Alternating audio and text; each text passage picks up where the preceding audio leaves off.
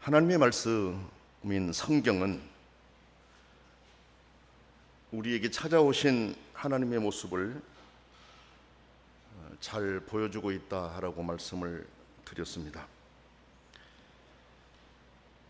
하나님께서 다른 피조물과 다르게 만들어서 하나님을 예배하고 하나님과 교대하며 하나님 곁에 있기를 원했던 인간이 자기들의 욕심에 취해서 하나님의 말씀에 어긋난 행동을 하고 하나님을 떠나간 때도 하나님은 그들에게 찾아가셔서 옷을 지어 입히시며 그들에게 말씀하셨습니다. 가인이 자기 동생 아벨을 해쳤을 때도 하나님은 그를 찾아가 만나셨습니다. 그가 심히 뻔뻔스럽게 말하고 행동했지만 하나님은 한편에서는 그에게 벌을 내리시면서도 다른 한편에서는 그에게 살 기회를 주셨습니다. 노아 시대 때 사람들이 하나님의 뜻을 저버리고 행동했을 때도 하나님은 하나님의 사람 노아를 찾아 심판을 예고하시고 결국 물로 세상을 심판하셨지만 노아 가족과 다른 생물들을 보존하게 하여서 다시 기회를 주셨습니다. 그 외에도 하나님께서는 수많은 사건들을 통해 사람을 찾아 만나셨습니다. 하나님이 만나신 것은 순수한 은총의 사건도 있고 심판의 사건도 있고 심판을 통한 기회의 사건도 있습니다. 여러분, 성경에 기록된 찾아오신 사건 가운데 가장 핵심적인 사건은 성육신 사건입니다. 예수님이 세상에 오신 사건, 이것이 성경의 가장 핵심적인 찾아오신 사건입니다. 하나님이 사람의 몸을 입고 이 땅을 찾으신 사건, 얼마나 소중한 사건입니까? 이 사건은 구원을 위한 사건입니다. 하나님께서 약속하신 내용을 역사 속에 구체적으로 보여주시면서 구원의 길을 열어주신 사건입니다. 여러분, 예수님은 잃어버린 자를 찾아 구원하기 위해 오셨습니다. 그러므로 예수님의 공생애는 끊임없이 사람을 찾아가신 삶이었다라고 말씀드릴 수가 있습니다. 여러분 보세요. 성경을 보면 한 과부가 나오는데 사랑하고 기대하며 살았던 외아들이 죽었습니다. 그래서 아들의 관을 따라가며 결규하던 한 과부 어머니를 찾아가 많은 사람들 앞에서 죽은 아들을 살려 어머니에게 돌려주었습니다. 저 유명한 나인성 과부의 아들을 살리신 사건입니다. 누가복음 7장 11절에서 17절에 나옵니다. 성경을 보면 평생을 병마와 싸우면서 병마에 시달리며 고통당하던 수많은 사람들을 찾아가 그들을 고쳐주어 그들에게 새로운 삶을 선물하셨습니다. 오늘 또 예수님은 잃어버린 한 사람을 찾아가셨습니다. 이 사건은 너무나도 잘 알려진 사건입니다. 저도 오늘 이 본문을 선택하면서 언제 이 본문으로 설교를 했나 하고 설교 내용 목록 노트를 쭉 확인해 보니까 2011년 5월 8일 그 주일에 이 본문으로 설교를 했더라고요. 딱 10년 만에 다시 이 본문을 가지고 여러분에게 말씀을 전하게 됩니다. 얼마나 알려진, 참 그러면서도 우리의 가슴을 울리는 소중한 사건이에요. 성경을 보면 여러분, 어느 날 예수님께서는 여리고로 들어가셨습니다. 여리고는 당시 상당히 큰 도시였습니다.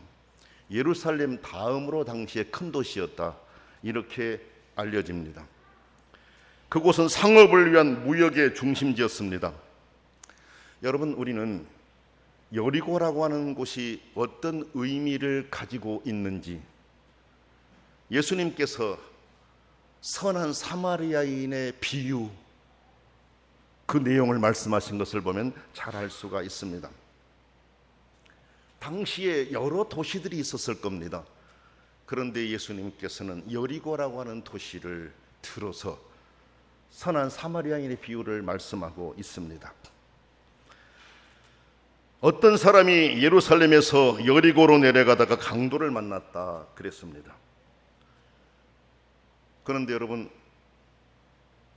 어떤 사람이 내려가던 그 길에는 제사장도 있었습니다. 레위인도 있었습니다. 그 길을 가고 있었습니다. 선한 사마리아인의 목적지도 여리고였었습니다. 그러므로 여러분, 여리고는 많은 사람이 드나드는 도시였다라고 하는 것을 우리가 알 수 있습니다. 특히 상업의 도시였기 때문에 돈을 가진 사람들이 많이 그 도시를 찾았습니다.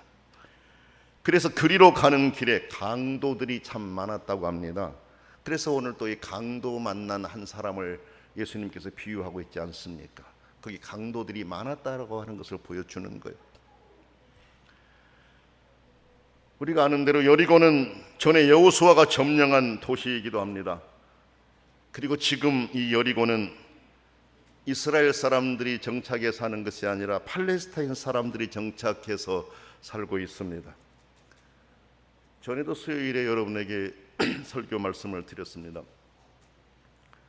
이스라엘이 해방되어서 그 땅을 점령하면서 세 곳을 나눠 가지고 팔레스타인 사람들에게 나눠줬다, 거기 살게 했다 말씀을 드렸어요. 여리고, 베들레헴, 가자 지구 세 지역에 이제 사실상 쫓겨가서 그곳에 그들이 살고 있습니다. 그래서 지금 여리고에도 바로 이 팔레스타인인들이 그곳에서 살고 있습니다. 어떻든 여리고는 여러 면에서 의미가 있는 도시입니다. 예수님께서는 바로 그 여리고로 들어가시게 되었습니다.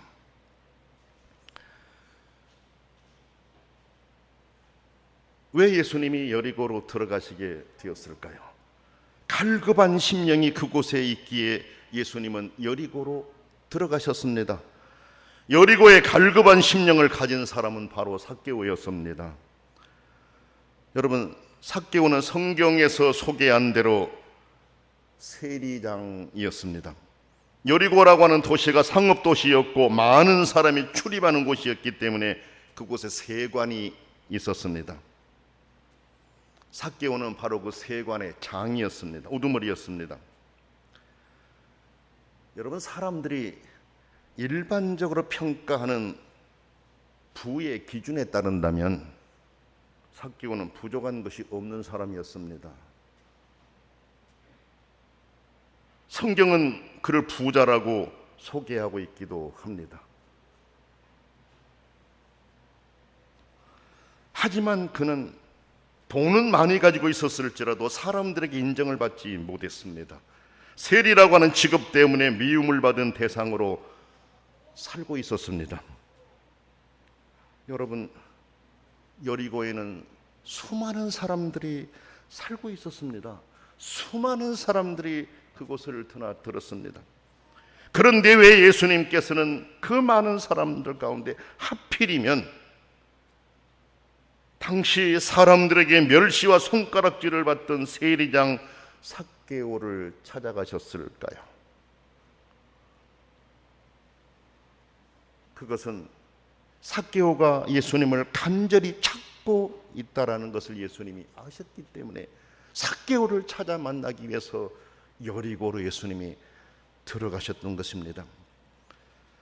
여러분, 삭개오가 예수님을 찾게 된 이유가 그러면 무엇일까요? 우리는 그 배경을 이미 말씀을 통해 들었습니다. 제가 여러분들에게 마태가 예수님의 제자가 되는 과정하면서 삭개오에 대한 말씀을 설교했던 기억이 납니다. 삭개오가 예수님을 찾게 되고 예수님 만나기를 원하는 이유가 무엇일까? 그 배경은 예수님께서 당시 세리였던 레위, 마태라고도 하죠. 마태의 사무실로 직접 찾아가서 마태를 예수님의 제자로 삼으신 사건에 대한 소식을 들었기 때문에 삭개오는 예수님을 동경하게 되었을 것이다, 이렇게 우리가 보고 있습니다. 왜 그러냐면 여러분 보세요. 다른 사람들은 자기와 같은 세리를 욕하고 미워하는데 어떻게 예수님은 그 세리를 직접 찾아가 그 세리인 마태를 예수님의 제자로 삼으셨을까? 마태와 직업이 같았던 세리였던 삭개오로서는 예수라는 분, 그 예수님은 분명 다른 사람들과는 구별된 분명히 다른 분이다 라는 것을 그가 깨달았을 것이라는 거, 우리는 쉽게 알 수가 있습니다.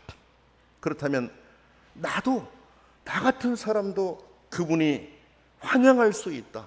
다른 사람들은 나에게 손가락질을 할지라도 적어도 그분만은 내 친구가 되어줄 수 있고 적어도 내 모든 것을 받아줄 수 있는 분이다라는 것을 그가 알았던 거예요.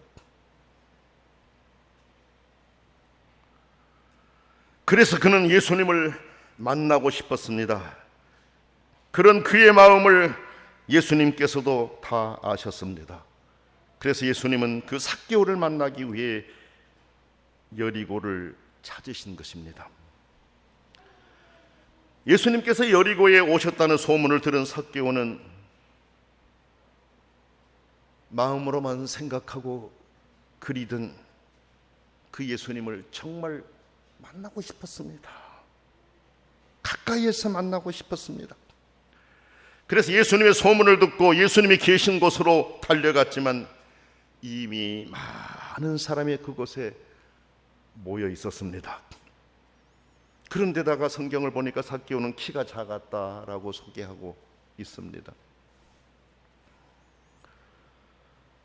삭개오에게 그 당시 주어진 환경에서는 도저히 예수님을 볼 수가 없었습니다. 사람들이 이미 다 막고 있었고 자기는 키가 적었기 때문에 그 상황 속에서 예수님을 볼 수가 없었습니다.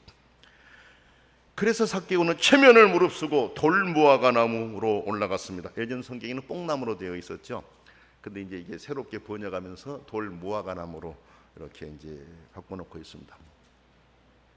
이렇게 성경을 보게 되면은 이게 가끔씩 자꾸 바뀌어요. 왜냐하면 이제 언어가 발달하게 되고 또 새로운 그 버전들이 나오게 되고 사본들이 발견되게 되고 이렇게 되니까 이제 성경의 내용들이 조금씩 더 완성도가 이렇게 정확한 곳으로 가는 것을 우리가 보게 됩니다. 어쨌든 전에는 뽕나무였었는데 지금은 돌무화과 나무로 이렇게 되어 있습니다. 그래서 삭개오는 체면을 무릅쓰고 이 돌무화과 나무로 올라갔습니다. 이것을 보면 여러분, 그가 얼마나 예수님을 보고 싶어 했고 얼마나 예수님을 만나고 싶어 했는지를 짐작할 수가 있습니다. 저는 그렇게 봤어요. 삭개오에게 있어서 지금 예수님을 보려고 하는 것은 어찌 보면 그에게 삶과 죽음의 문제였을 것이다. 난 성경을 보면서 그렇게 이해했습니다. 삭개오에게 정말 이 죽느냐 사느냐의 심각한 문제였다라는 것을 볼 수가 있었습니다. 여러분, 삭개오에게는 안락한 집이 있었습니다. 보장된 수입도 있었습니다. 하지만 그는 현재의 삶에 대한 심각한 갈등을 안고 있었습니다. 아마도 자기가 하고 있는 세리로서의 지금의 이 일이 정당한 것인지에 대한 갈등이었을 거다, 이렇게 봅니다. 때로는 합법적으로, 그리고 때로는 다른 사람을 속여 많은 돈을 벌 수는 있었지만 자기 양심은 자기를 찌르고 있었습니다. 그리고 사람들은 자신을 떠나고 있었습니다. 그러니 삭개오는 돈은 많이 가지고 있었을지라도 삶의 즐거움이 사라지고 말았습니다. 그래서 자신의 삶에 회의를 느끼고 있었다, 이렇게 볼 수가 있습니다. 그러나 여러분, 그렇게 자신의 삶에 회의를 느끼고 있었지만 그는 자기 스스로 자신이 빠진 그 늪에서 벗어날 수가 없었습니다. 나올 수가 없었습니다. 스스로는 그 문제를 해결할 수 없었습니다. 그래서 누군가가 자기를 그곳에서 끌어내 주기를 바라고 기다렸던 것입니다. 그래서 그는 그분 나사렛 예수를 그렇게도 간절히 기다렸고, 나사렛 예수님이야말로 자신의 삶을 진정으로 모든 얽매임에서 해방시켜 줄 수 있는 능력을 가지고 계신 분이라는 것을 알았기에 삭개오는 한치의 망설임도 없이 돌 무화과나무로 올라갔습니다. 그리고 그 위에서 불타는 시선으로 예수님을 바라보고 있었습니다. 삭개오는 적어도 자신이 잃어버린 자임을 깨달은 사람입니다. 여러분요, 길을 잃고도 길을 잃은 줄도 모르는 사람도 있습니다. 삶의 본질을 잃어버리고도 그것을 깨닫지 못한 채 희희낙낙하는 사람들도 있습니다. 신앙의 가장 중요한 부분들을 놓치고 살면서도 복을 받기를 기대하며 사는 어리석은 신앙인들도 있습니다. 예수님 주변에 모여든 수많은 사람들이 바로 그렇게 놓치고 사는 사람들이었을 것이다, 그렇게 생각합니다. 예수님은 그런 무지의 사람들 사이에 둘러싸여 있었습니다. 하지만 여러분, 예수님의 눈빛은 그 많은 무리의 혼란 속에서도 자기를 애타게 찾고 있는 한 마리 잃어버린 양의 영혼의 울음소리를 들으시고 돌 무화과나무 밑으로 다가가셨습니다. 그리고 삭개오의 이름을 부르시면서 속히 내려오라 라고 말씀하십니다. 그러면서 오늘 내가 네 집에 유하여 하겠다 라는 말씀을 하십니다. 여러분, 돌 무화과나무에 올라간 사람이 어찌 삭개오 한 사람뿐이었을까요? 여러분, 삭개오 혼자 올라갔다 이 생각이 듭니까? 저는 그렇게 생각하지 않아요. 아이들을 비롯해서 많은 사람이 그 나무에 올라가 있었을 것이다, 이렇게 생각합니다. 제 경험으로 볼 때도 그래요. 어렸을 때 시골에서 살 때 뭐 구슬한다든지 사람들이 또 와가지고 뭐 그때는 사람들이 동네를 찾아와가지고 그 뭔가 뭐 행사를 하는 이런 경우들이 있고 했었거든요. 이때 어렸을 때 나무 위로 올라가가지고 위에서 이렇게 그 광경을 지켜보려고 했던 그 경험들이, 그 기억들이 있습니다. 이것을 볼 때 예수님이 그곳에 오셨는데 사람들이 너무 많았기 때문에 예수님은 가까이 갈 수 없으니까 그 나무에 올라갔던 사람들은 상당히 많았을 것이다, 이렇게 알 수가 있어요. 주변 나무들에도 올라갔을 수 있을 것이다, 이렇게 볼 수 있죠. 그런데 여러분, 많은 사람들이 그 나무에 올라가 있었을지라도 예수님이 부르신 이름은 삭개오 한 사람이었습니다. 그 이유가 무엇일까요, 여러분? 왜 예수님이 삭개오 한 사람을 부르셨을까요? 삭개오는 자기가 잃어버린 존재임을 알고 예수님을 갈망하고 있었기 때문에 그렇다고 볼 수 있습니다. 예수님께서 그 많은 사람 가운데서 삭개오의 이름을 알고 계셨다라고 하는 것, 이것은 삭개오의 갈망을 알려주는 부분이다, 이렇게 볼 수 있어요.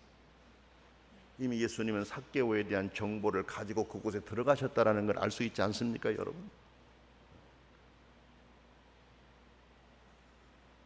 그래서 예수님은 삭개오를 보시면서 삭개오야 내려오라 말씀하신 거죠. 물론 예수님의 초능력, 이것으로 삭개오의 이름을 그때 알고 내려오라, 이렇게 볼 수도 있겠어요. 그렇지만은 삭개오가 예수님에 대해서 갈망하고 있다라고 하는 것, 예수님이 이미 아셨다라고 하는 것을 우리는 이 성경을 통해 볼 수 있어요. 그래서 예수님은 삭개오를 콕 찍어서 삭개오야 내려오라라고 말씀하신 겁니다. 내려오라고 말씀만 하신 것이 아니라 오늘 내가 네 집에 가서 거해야 되겠다라는 말씀까지 예수님께서 하신 거 아닙니까, 여러분? 예수님은 자기가 잃어버린 자임을 알고 갈망하는 자에게 찾아오시고 은혜를 주십니다. 예수님은 이렇게 말씀하셨어요. 구하는 자가 얻고 찾는 자가 찾고 두드리는 자에게 열린다라고 주님은 말씀하셨습니다. 예수님을 만나 진정으로 행복해지기를 원한다면 오늘 우리의 마음이 삭개오의 마음이 되어 있어야 합니다. 적어도 내 마음 상태를 내가 파악하고 있어야 되고 그 상황에서 예수님을 갈망하고 있어야 됩니다. 무엇이 가장 소중한 것인지에 대해서 적어도 내가 깨달음을 갖고 있어야 된다라는 말씀입니다. 여러분, 성경을 보면 삭개오가 나무에서 내려와 예수님을 영접하여 자기 집에 모셨습니다. 예수님이 자기 집에 간다고 했으니까, 그렇죠? 그러자 예수님의 주위에 몰려들었던 군중들은 이렇게 말합니다.